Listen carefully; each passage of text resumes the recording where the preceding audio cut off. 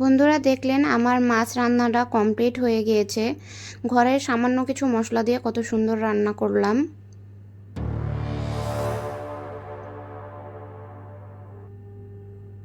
Hello everyone, this is me Prithila. আপনারা দেখছেন আমার চ্যানেল পৃথিলাস ব্লগ।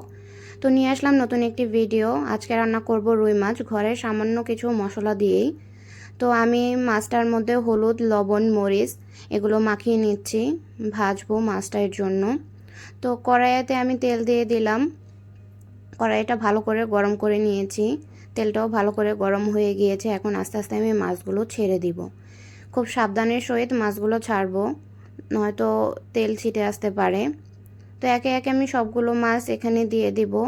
যেহেতু পরিমাণে কম নিয়েছি, একসাথে সবগুলো আমি মাছ দিয়ে দিচ্ছি। মাছগুলো খুব সুন্দর করে ভাজতে হবে। আমি খুব বেশি একটা কড়া করে ভাজবো না, মিডিয়ামভাবে ভাজবো। মাছটাকে উল্টে পাল্টে সুন্দর করে ভেজে নিলাম। দেখুন বন্ধুরা, বেশি একটা ভাজিনি। তো এখন নামিয়ে নিচ্ছি। আমার মাছ ভাজা অলমোস্ট কমপ্লিট।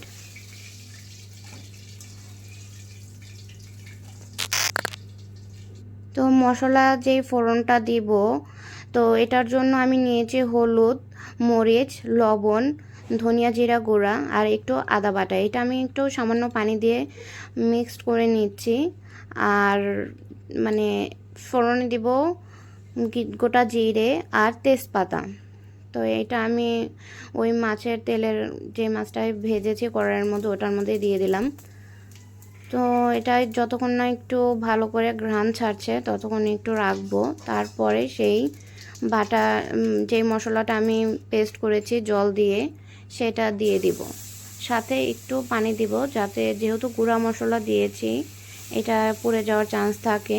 চুলার আঁচটা মিডিয়ামে রেখেছি, তারপরে একটু পানি দিয়ে দিব। আর পানি দিয়ে এটা মশলাটাকে ভালো করে কষাবো যতক্ষণ না পর্যন্ত উপরে তেল ভেসে উঠছে।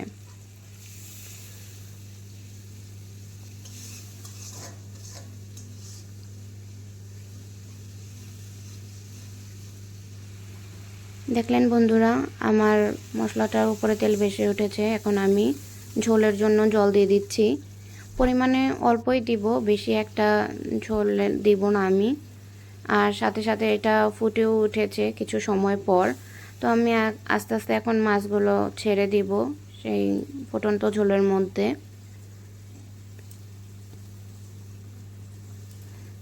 বেশি সময় লাগবে না, যেহেতু মাছটা আমার ভাজাই আছে। ঝোলটাও ভালো করে ফুটে উঠেছে, কিছু সময় ফোটানো হলেই হয়ে যাবে। তো আমার অলমোস্ট রান্না কমপ্লিট হয়ে আসছে। তো এখন আমি গরম মশলা বাটাটা দিয়ে দিলাম। গরম মশলা বাটাটা দিয়ে কিছু সময় আর কি ফুটিয়ে নিলে আমার রান্নাটা মোটামুটি কমপ্লিট।